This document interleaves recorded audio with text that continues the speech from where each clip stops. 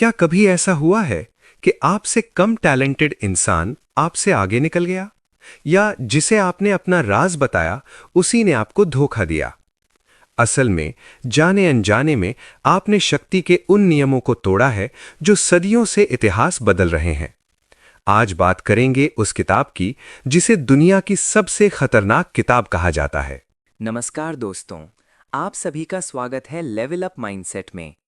यदि आप ये समझना चाहते हैं कि दुनिया वास्तव में कैसे काम करती है, लोग व्यवहार में ऐसे क्यों होते हैं और कुछ लोग हर स्थिति में ऊपर कैसे रहते हैं, तो ये वीडियो अंत तक ज़रूर देखिए। और यदि आपको किताबों का असली ज्ञान चाहिए, बिना झूठे मोटिवेशन के, तो लेवल अप माइंडसेट को सब्सक्राइब कर लीजिए। द 48 लॉज ऑफ पावर एक साधारण सेल्फ हेल्प किताब नहीं है। ये किताब ये नहीं सिखाती कि अच्छा इंसान कैसे बना जाए, बल्कि ये सिखाती है कि दुनिया में शक्ति वास्तव में कैसे काम करती है। इस पुस्तक का मुख्य संदेश बहुत साफ है। दुनिया हमेशा न्यायपूर्ण नहीं होती, इसलिए शक्ति को समझना जरूरी होता है।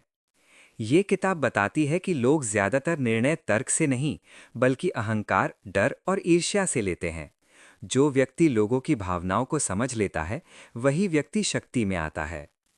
किताब ये भी सिखाती है कि केवल प्रतिभाशाली होना काफी नहीं होता। अगर आप हर समय खुद को दूसरों से ज्यादा बुद्धिमान दिखाने लगते हैं, तो लोग आपसे असुरक्षित महसूस करने लगते हैं, और असुरक्षित लोग अक्सर नुकसान पहुंचाते हैं। इसलिए कई बार चुप रहना, पीछे रहना और ध्यान से देखना सबसे समझदारी भरा कदम होता है। ये पुस्तक समझाती है कि हर बात सबको बता देना बुद्धिमानी नहीं होती।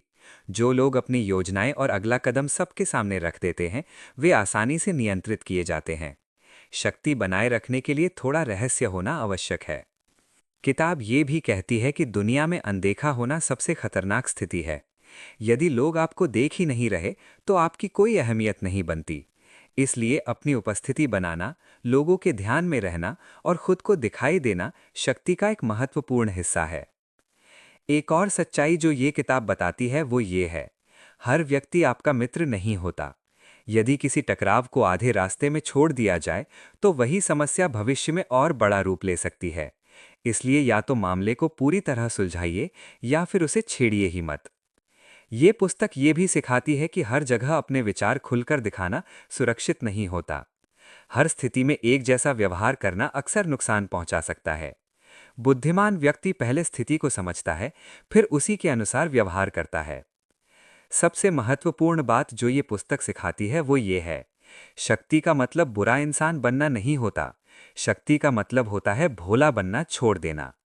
यदि आप शक्ति के नियम नहीं समझेंगे, तो कोई और उन नियमों का उपयोग आपके खिलाफ करेगा। इस पुस्तक का सार एक पंक्ति में ये है, या तो आप शक्ति के खेल को समझिए, या फिर जीवन भर उस खेल का मोहरा बने रहिए।